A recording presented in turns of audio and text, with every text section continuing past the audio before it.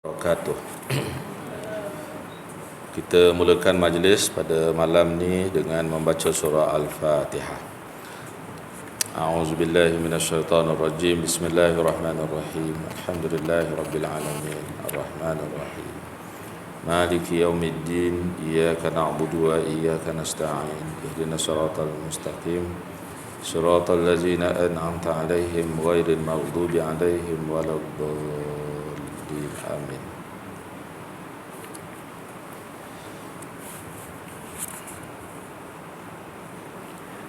A'udzu billahi samil alim minasy syaithanir rajim. Bismillahirrahmanirrahim. Alhamdulillahirabbil alamin wal 'aqibatu lil muttaqin wala 'udwana illa 'alal zalimin. Allahumma salli ala sayyidina Muhammadin al-Fatihi lima ughliq wal khatimi lima sabaq wa nasiril haqqi bil haqq wal hadi ila siratikal mustaqim wa ala alihi wa sahbihi haqqa qadrihi wa miqdarihi al-azim. Rabbi shrah li sadri wa yassir li amri wahlul 'uqdatam min lisani yafqahu qawli. Rabbi yassir wa la tu'assir, Rabbi tammim bil khair bi rahmatika ya arhamar rahimin. Subhanallah wa bihamdihi adada khalqihi wa ridha nafsihi wa zinata arsyihi wa midada kalimatihi. Yang dihormati lagi dikasihi Tuan Pengerusi Masjid, Tuan Imam Bilal, seluruh ahli jawatan kuasa masjid, para asatizah, ustaz dan ustazah, tuan-tuan haji, puan-puan hajah, hadirin muslimin muslimat, tuan-tuan, puan-puan, ayahanda dan bonda yang dirahmati Allah sekalian. Apa khabar semua malam ni? Baik, alhamdulillah. Pertamanya marilah sama-sama kita merafakkan setinggi-tinggi rasa syukur kehadrat Allah Subhanahu wa taala kerana pada malam ini sekali lagi kita dapat bersama dalam majlis taman-taman syurga. Mudah-mudahan nanti apabila kita dibangkitkan di hari mahsyar, menjalani kehidupan yang kekal abadi buat selamanya di alam akhirat, mudah-mudahan Allah Subhanahu wa taala akan menempatkan semua kita yang ada pada malam ini di dalam syurganya, insya-Allah. Amin, Allahumma amin. Tuan-tuan yang dirahmati Allah sekalian, pada malam ini seperti biasa kita nak menyambung bacaan kitab Mukhtasar Minhajul Qasidin, kitab yang bertajuk Jalan Menuju kepada Allah Subhanahu wa taala, kitab yang dikarang oleh Imam Ahmad Ibnu Qudamah Al-Maqdisi rahimahullah. Kita tuan-tuan telah pun membaca sampai kepada bab penyakit lidah.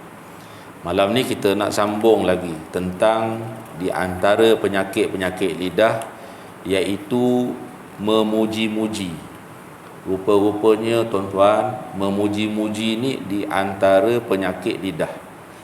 Pernah satu ketika, sebagaimana yang diceritakan oleh Hasan, kata dia, ketika Umar radhiyallahu anhu dikelilingi oleh orang ramai sambil tangannya memegang tali cemeti.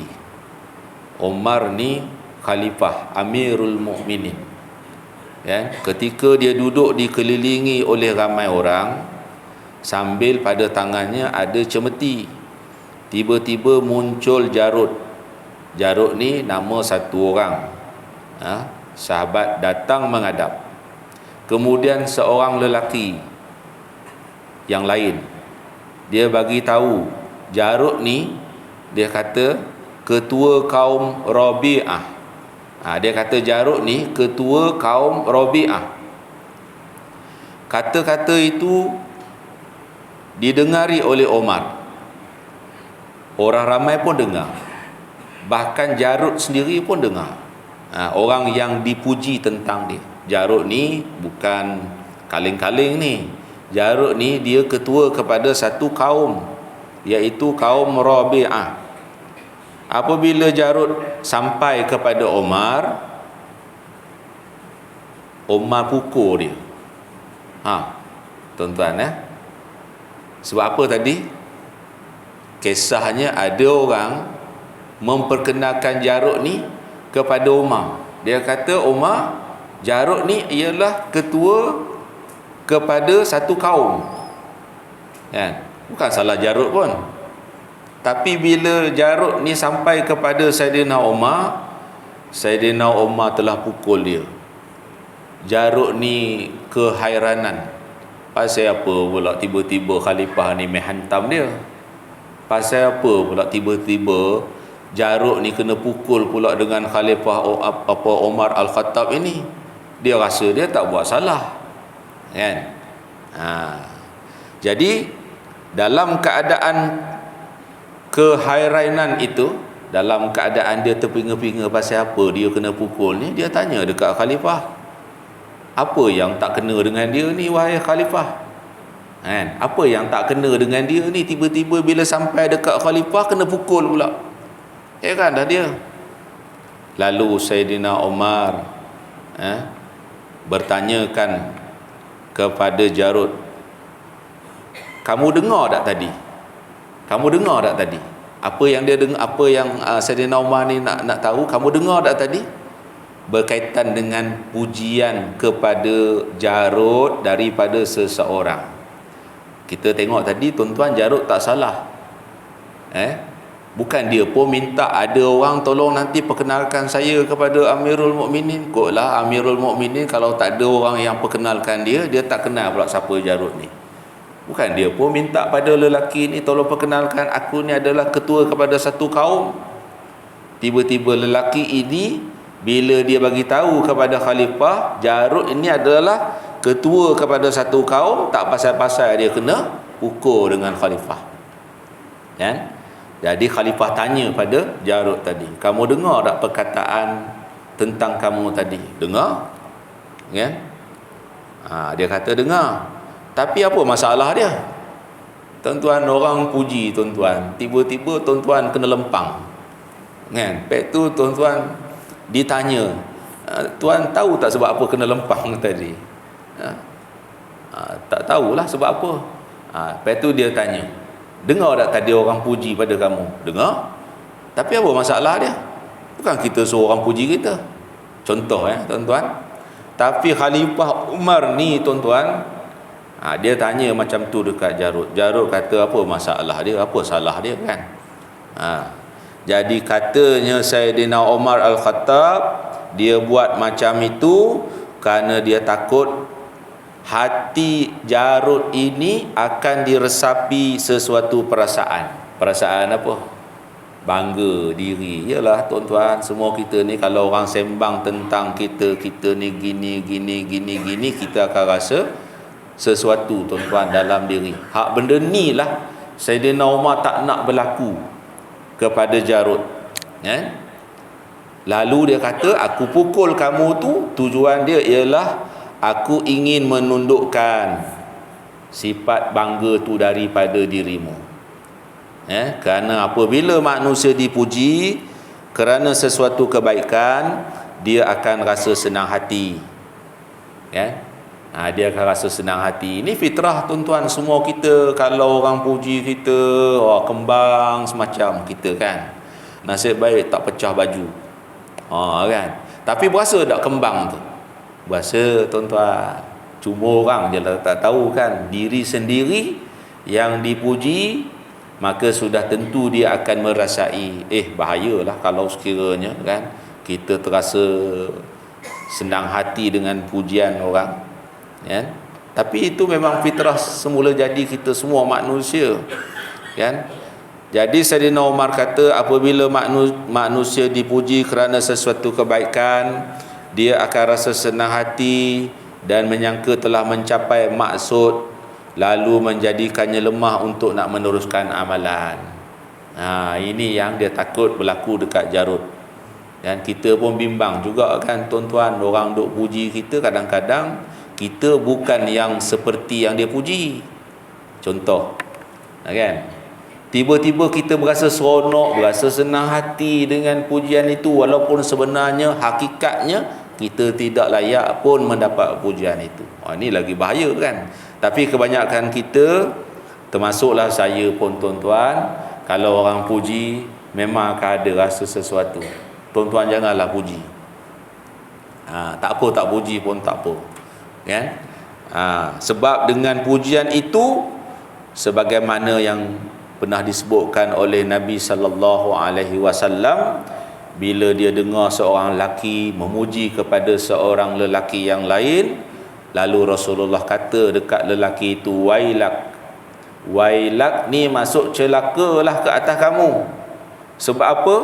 Qata'ta unuqa sahibika.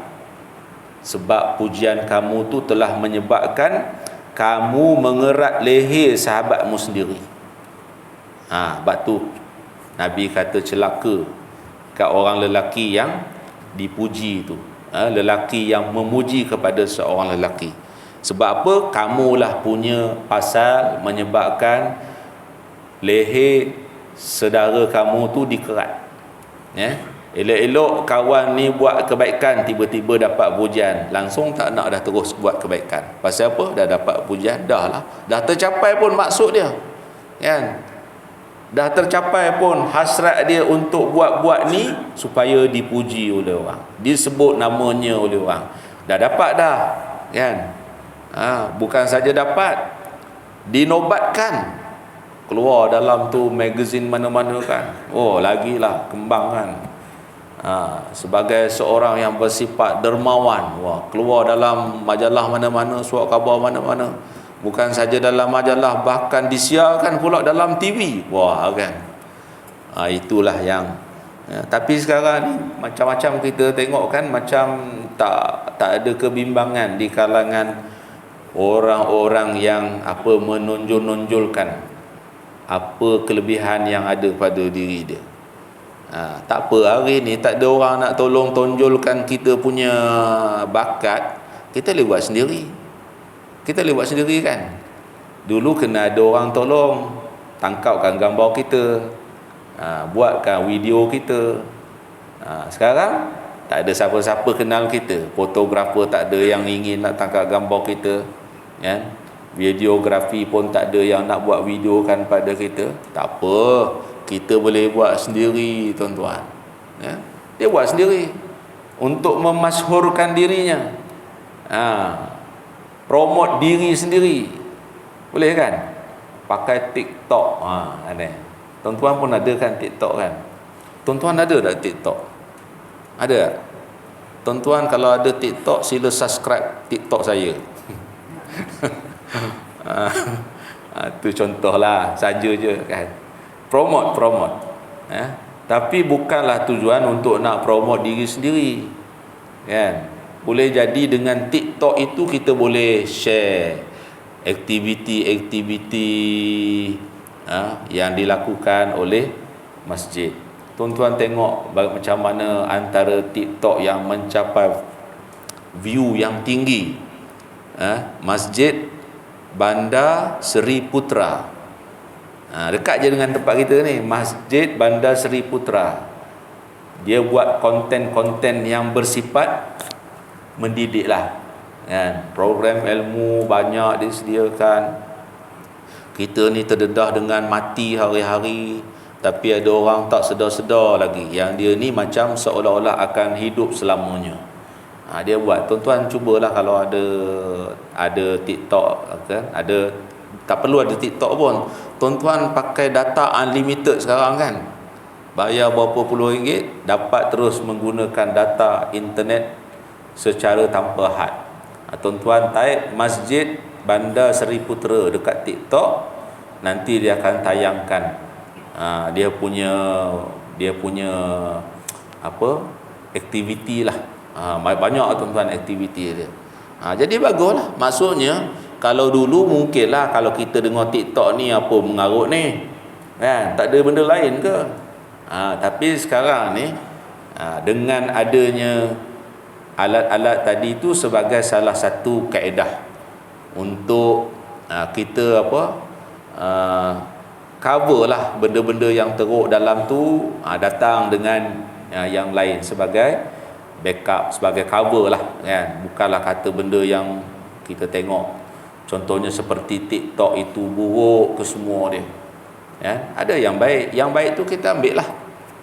Kita ada akal, kita ada ilmu, kita dapat petunjuk daripada Rasulullah sallallahu alaihi wasallam, maka bila kita ada di depan kita tu ada yang macam-macam hal, dia tinggal. Yang baik yang boleh dijadikan tauladan, boleh ambil. Baik. Jadi Saidina Umar tadi dia buat macam tu ialah kerana dia tak nak sahabat dia ni ketua lagi, iaitu namanya Jarud ni tadi, tertipu dengan kelebihan yang ada pada dia, dengan sebab dengar pujian daripada orang ramai tu tadi. Tapi bukanlah bermaksud kita tak boleh menerima pujian, boleh. Tapi bila dapat pujian tu cuba kalau boleh semaksimal yang mungkin kawal diri, jangan jadi huru-hara. Yang tak boleh ni, orang puji sikit jadi huru-hara. Kalau kita begitu tuan-tuan, istighfar banyak-banyak. Yalah, pujian ni bukanlah kita nak pun, tapi ada je orang suka puji pada kita kan. Itu bahasa orang kata apa, bahasa yang dia cuba nak menghiburkan hati orang lain dengan ucapan-ucapan yang baik kan.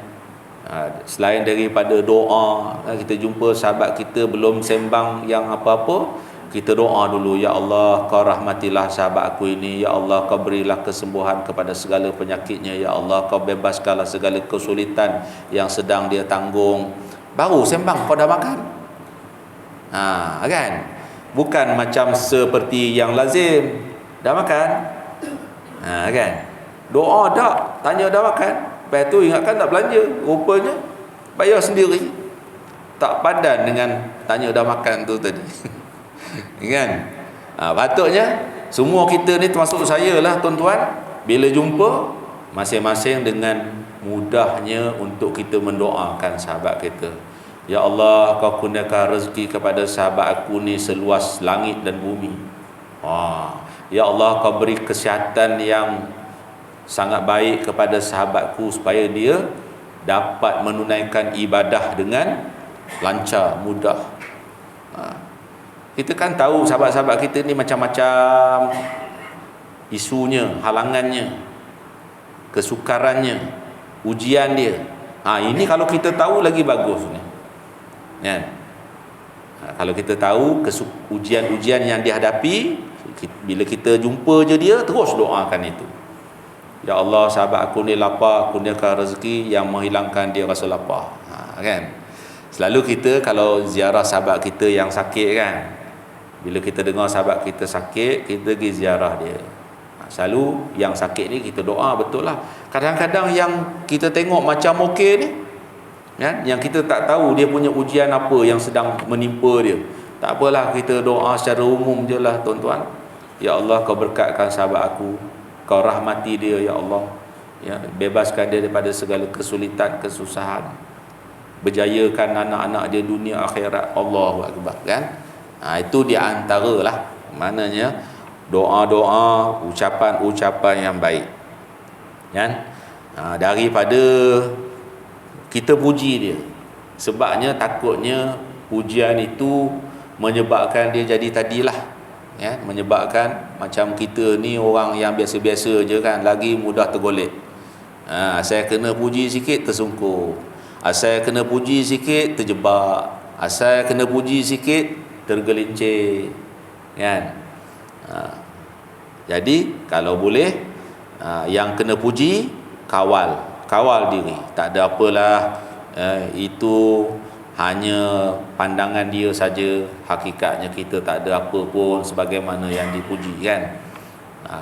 Macam itulah maknanya ayat untuk nak cover balik, nak counter balik. Bukan memanglah aku memang itu dia mengiyakan pula apa yang dipujikan kat dia. Itu kan nyakit ya. Baik, yang kita sebut tadi tidak salah untuk memuji dan menerima pujian, kerana Nabi SAW sendiri pernah puji Sayyidina Abu Bakar, Nabi sendiri pernah puji Sayyidina Umar, Nabi pernah puji sahabat-sahabat dia yang lain. Bukanlah masuk bila kita sebut malam ni, oh langsung tak boleh puji lah kalau gitu ya ustaz. Tengok pada keadaan. Kalau kita nak puji dia tu nampak dia makin jadi huru-hara ibadat dia, biarlah tak payah puji dia. Tapi kalau kita puji dia, kita dengar ayat yang sebalik daripada dia. Dia ni tidak meninggi diri, tidak menjadi orang yang membangga diri, sebaliknya merendah-rendahkan diri dia. Yang ni boleh. Tak apa kita nak puji dia, sebab kita dah tahu dah pesen dia. Kalau kita puji pun bukannya dia nak apa ni sangat pun, tak ada jejah apa pun dia nya, kan? Sebaliknya dia akan merendah-rendahkan diri dia sendiri selepas dipuji oleh orang. Baik.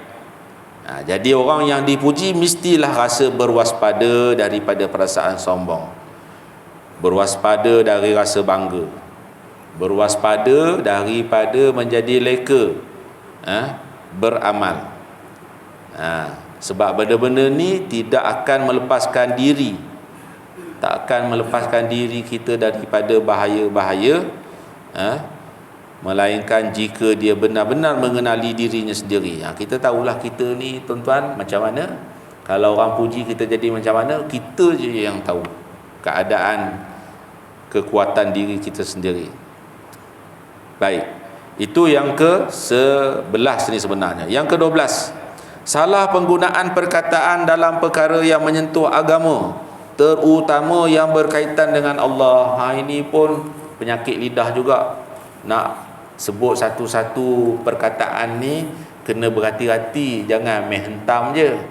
Contoh dia kan, dia sebagaimana yang disebutkan oleh Nabi sallallahu alaihi wasallam, la yaqul ahadukum ma syaa Allah wa syi'ta walakin liyaqul ma syaa Allah summa syi'ta. Janganlah seseorang kamu kata apa yang Allah kehendaki dan aku kehendaki. Kat sini yang salah. Apa yang dikehendaki oleh Allah dan aku kehendaki. Ya salah. Sebenarnya dia nak cakap macam lain, tapi dia tersalah cakap. Jadi perkara yang berkaitan dengan agama, kalau tersalah cakap bahaya tuan-tuan. Kalau dalam ayat ni, apa yang Allah kehendaki dan aku kehendaki, apa beza pula ni? Ada beza tak situ? Sedangkan Allah ini tiada yang boleh menandinginya. Allah ini mukhalafatuhu ta'ala lil hawadis, tak sama dengan benda baharu. Allah ni bersifat baqa, kekal. Kita ada kematian, ada pengakhiran. Tiba-tiba ayat ni seolah-olah menyamakan dia dengan Allah. Apa yang dikehendaki Allah dan apa yang dikehendaki aku, kan? Tak boleh. Dari segi agama, dia akan menyebabkan jadi tak okey lah.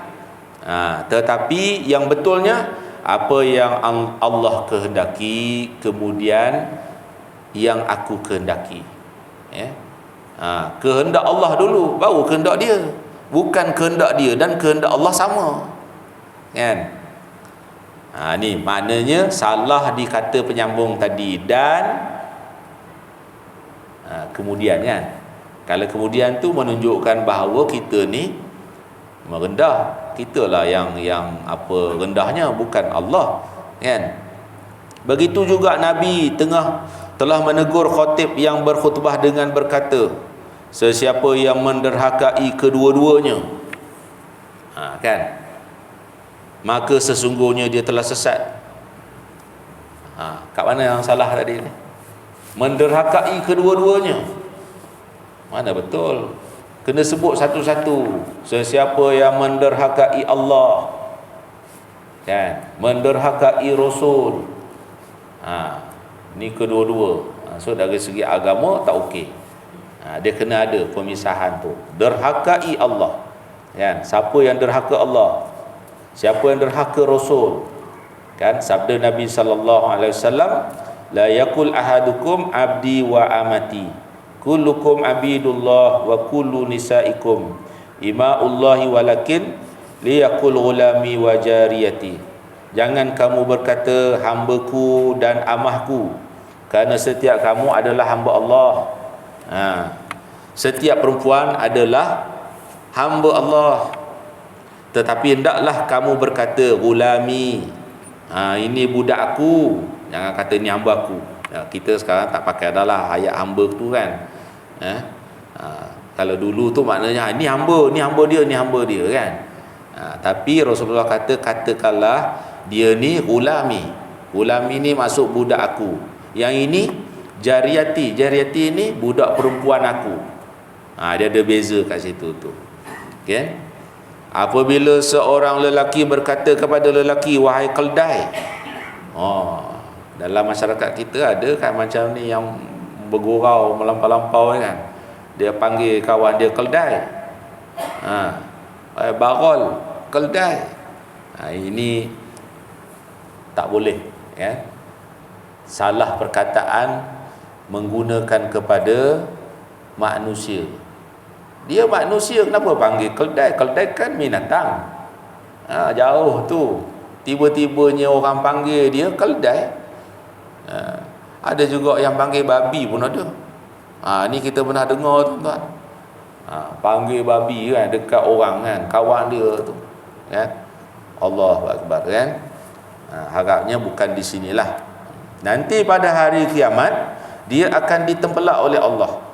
Kenapa kamu panggil orang yang Allah cipta sebagai manusia itu, kamu panggil dia keldai? Allah tanya balik ni nanti kan.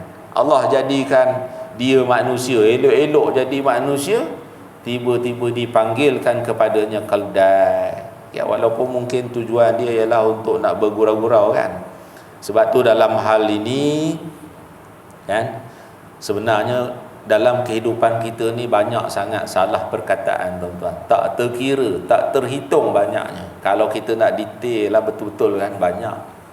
Hak mana yang kita boleh tinggal, kita tinggal lah. Itu saya datangkan beberapa contoh sebagaimana yang dinukilkan dalam kitab ini kan. Jadi yang paling baik sekali ialah diam. Ini yang paling selamat. Diam. Nak cakap takutkan tersalah cakap kan. Baik diam je kan. Sesiapa yang memerhatikan semua penyakit lidah yang dipaparkan, yang disebutkan tadi itu, pastilah kita semua akan mengetahui bahawa dia tidak akan selamat apabila lidahnya bertutur ataupun bercakap. Kadang-kadang kita ditegur oleh orang, kenapa cakap macam tu? Kita tak perasan tadi kita tengah cakap kan. Sedap je ya. Macam yang saya sebut macam ni lah, mengajar ni kan, kadang-kadang kita tak perasan. Kadang-kadang dalam percakapan ni tadi ada menyinggung mana-mana hati di kalangan tuan-tuan yang ada. Tak perasan. Tuan-tuan je yang boleh perasan. Ustaz ni melampau dia ni, siap dia nanti lepas kuliah ni kita nak tahan dia. Ya, tahanlah, tak apa. Kalau apa yang disebutkan tu tadi memang betul-betul menyentap, cakaplah balik.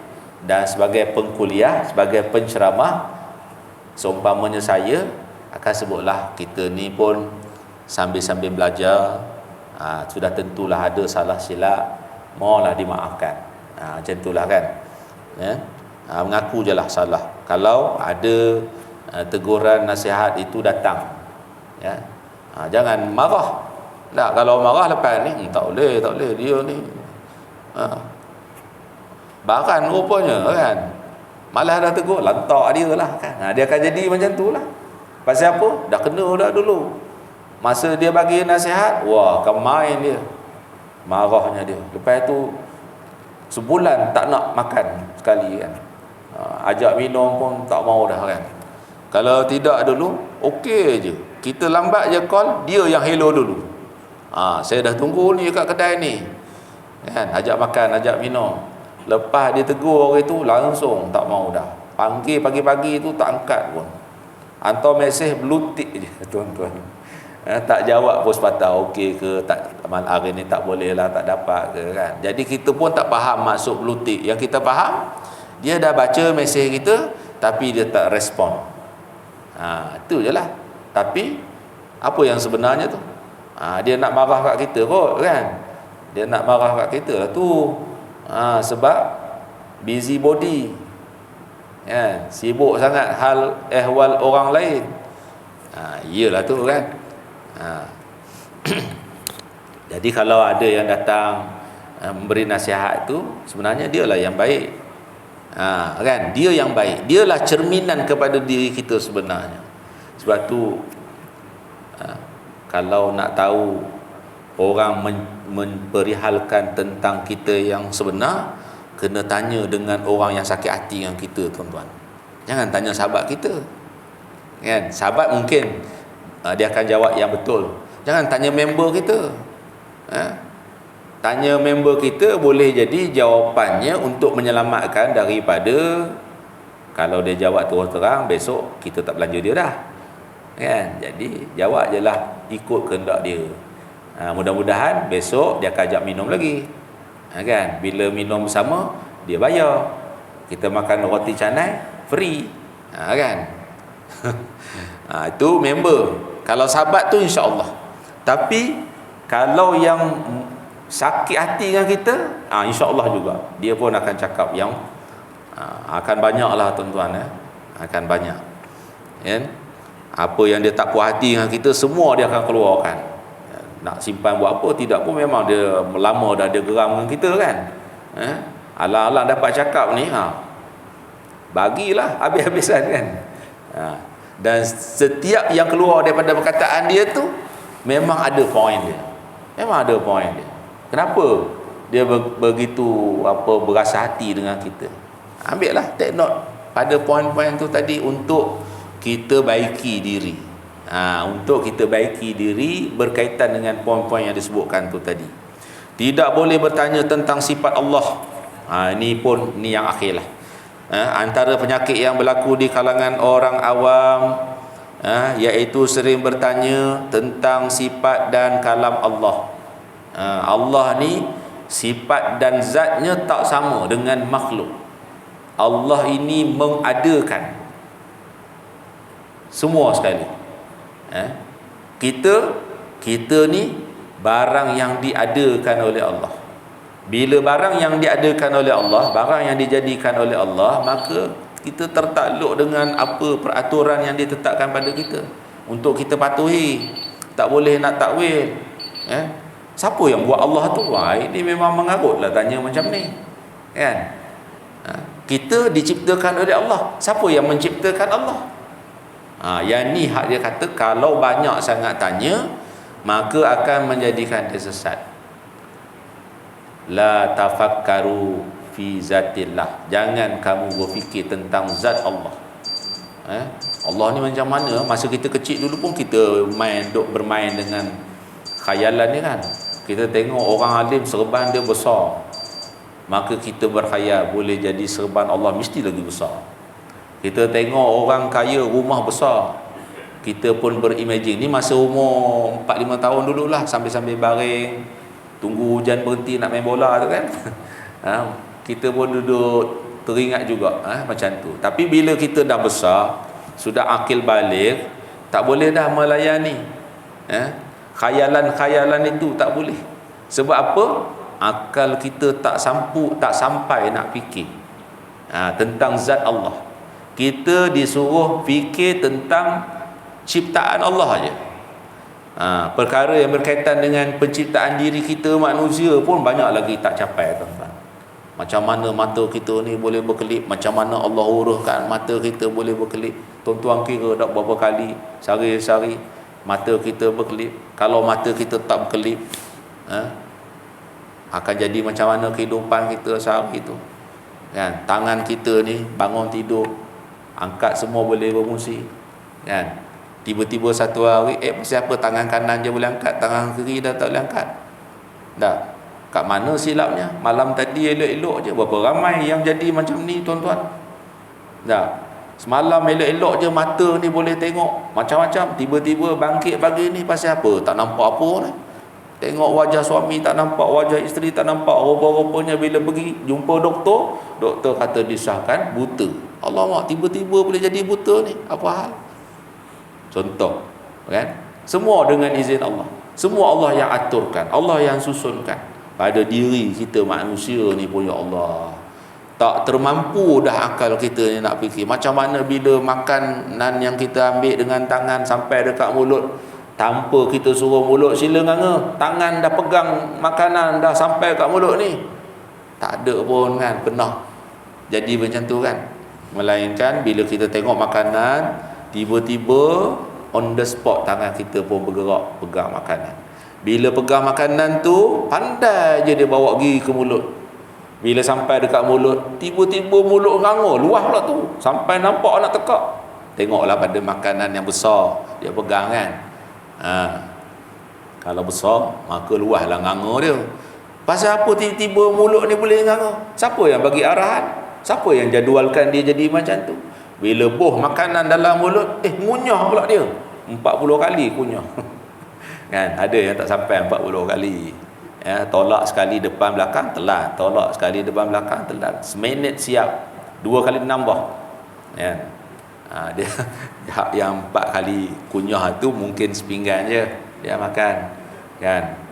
Dia ada sebab tu kenapa yang Nabi tunjukkan contoh macam tu kan. Bila nak makan mulakan dengan buah kan, ataupun sunnahnya ambil garam dulu. Kita mana ada buah tu hak ujung. Mana? Makan dulu. Ni lauk tengah sedap ni. Lagi lebih-lebih lagi kalau lauknya kambing kan. Tak ingat dah garam. Buah ada tepi tu pun tak nampak. Terkam kambing dulu, lepas habis semua kambing dah baru cari buah. Kan? Sunnah dia makan buah dulu. Kan? Ataupun ambil garam, sudah makan garam lagi sekali. Kan? Penutup dia.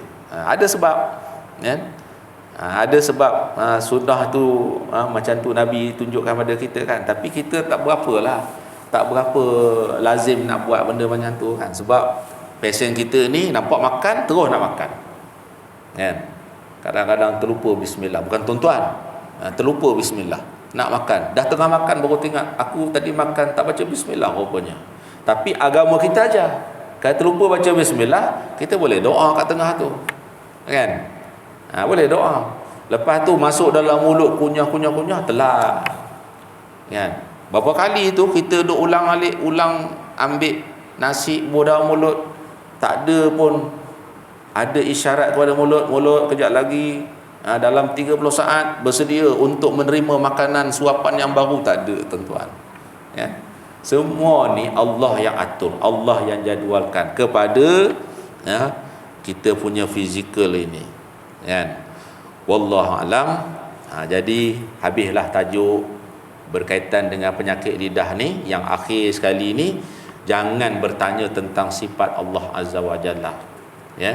Kita duk kira kita ni Allah bagi nikmat macam-macam, ada macam mana cara untuk kita balas balik semula kurniaan nikmat rezeki yang Allah bagi ni. Tu je kan. Kalau cek balik semula kan, semua apa yang kita nak Allah bagi kan. Semua Allah dah bagi dah pada kita. Lebih-lebih lagi tuan-tuan. Tapi apa yang Allah nak daripada kita, yang ni yang menjadi persoalannya. Banyak mana yang kita telah buat, banyak mana yang kita telah tunaikan. Inilah yang sepatutnya yang diusahakan oleh kita semua sebelum kita ni bertemu dengan Allah Subhanahu wa taala. Kan?